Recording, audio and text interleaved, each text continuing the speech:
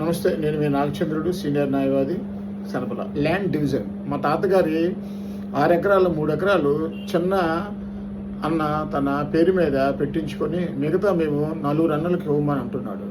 ఇది సరైనదేనా? ఏం చేయాలి? తాతగారి మరణం తర్వాత ఆస్తి అందరి కొడుకులకి సమానంగా పంచాలి. పట్ట చిన్నాన్న పేరుతో ఉన్నా కూడా అది అతనిది కాదు, అది ఇల్లీగల్ మోటివేషన్. మీరు చేయవలసింది ఎంఆర్ఓ వద్ద ఇల్లీగల్ మోటివేషన్ కంప్లైంట్ ఇవ్వండి. పని కాకపోతే సివిల్ కోర్టులో పార్టీషన్ సూట్ వేయండి. కోర్టు మొత్తం 6 ఎకరాలను 5 మందికి సమానంగా ప్రతి ఒక్కరికి 1.2 acres పంచుతుంది.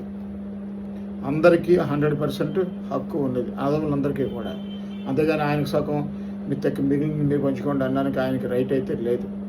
నేను చెప్పింది ప్రొసీడ్ అవ్వండి, ఖచ్చితంగా ఈక్వల్ షేర్ అందరికీ వస్తుంది.